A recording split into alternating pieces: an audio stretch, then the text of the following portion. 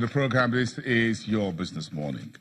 Let's get the show started. I am Busin Omofaye. We're live to you from Lagos, Nigeria's financial capital. Of course, we know what the big story was over the weekend. Nigeria's search for the next president enters phase 2 as finalists emerge from some political parties at the weekend.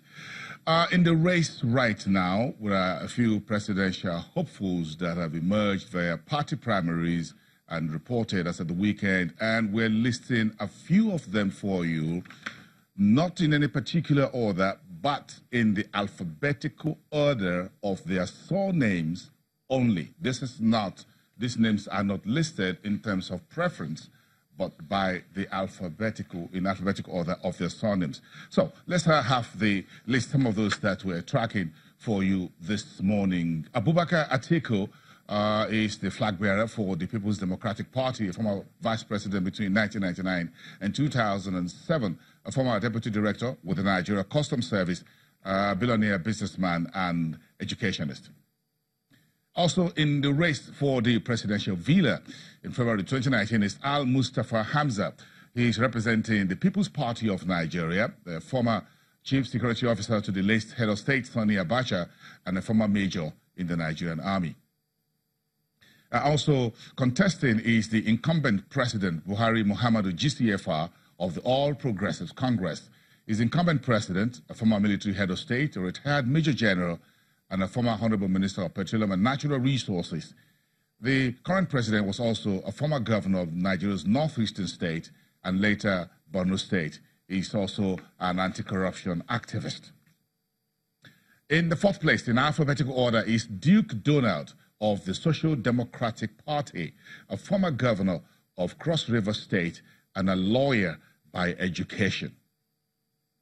Also in the race in the search for Nigeria's CEO is Ezekwesili Obi of the Allied Congress Party of Nigeria. She was an ex-honorable minister in charge of solid minerals and later Minister of Education.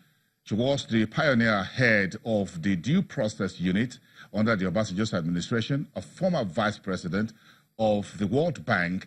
She was also a co-founder of the Transparency International. She's also an activist. Also in the race, Melafia Obadiah, who is of the African Democratic Change, a former deputy governor at the Central Bank of Nigeria. Dr. Obadiah was an economist, a banker, and the chief of staff of the ACP group of states. He's also an international development specialist and a board member of a number of companies. There are a few others who are also on the street, but those 6 we're tracking for you this morning. These are some of those who are presidential hopefuls for Nigeria's 2019 general elections. You need to now begin to ask questions about the economy and the markets. What do they bring to the table? We'll continue to update that list for you on a daily basis, mixing business with politics. But first, we're going to get a few words about these men and women who are now angling to become Nigeria's next chief executive officer or the president and commander-in-chief. But first, let's take a look at the markets we've finished. We had the market on continued bear hug for the week, which is the first trading week in the month of October. We'll give you the markets in about a minute, but let's stay on politics, what you call the presidential hopefuls. We're trying to get a first word this morning to start the current week with Bismarck Rwani, who is the CEO at Financial Derivatives Company. He's also an economic consultant to Channels Television. Mr. Rwani, it's good to see you on the program. Thank you very much for coming through bright and early on Monday, a very busy time for chief executives like yourself. So these are some of the men and women who wants to be Nigeria's chief executive officer. So now the search has begun. We're now entering into the second phase. The first phase is the primaries to pick the presidential hopefuls. What does this phase 1 tells us about what investors should be looking forward to? Foreign investors, that is. First and foremost, both international and domestic investors have the same objective. They want growth, they want stable markets, they want an enabling environment. So one thing is clear.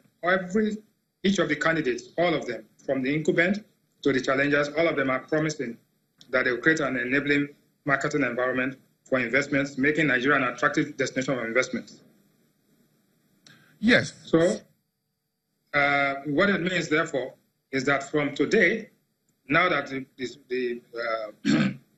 the candidates have been picked, you would now have to see the situation, and everybody has to, the incumbent will have to defend his record, the challengers have to come up with something against the record, all of them wooing investors. So the only beneficiary of all of this is the economy itself. Is it a time for know your presidential hopefuls? Is it time that Nigerians or investors should be asking questions? Look at some of the things being written in both local and foreign media about the front runners, as it were. No matter the race, you know, we always have those who call the first 11 and the second 11, as it were. So what's your view on this the incumbent and the main challengers who are what you call the first 11, as it were, in terms of contending for the office of the CEO? I think both of them are experienced. Both of them are advanced in age. Both of them have multiple backgrounds. They've been in government at different times. So it's last time around in 2014, everybody said, look, let's just have a change. Now, it's not just change for the sake of change. You must come up with a program which is investor-friendly, which is market-friendly, and which is people-friendly. They are going to challenge them. The question of hiding your cabinet before and telling us after you win is over. Both Buhari, Atiku, and the leading contenders will have to tell us who their team is so that we can evaluate them to see whether they can perform. The question of just having a hidden camera is not going to happen.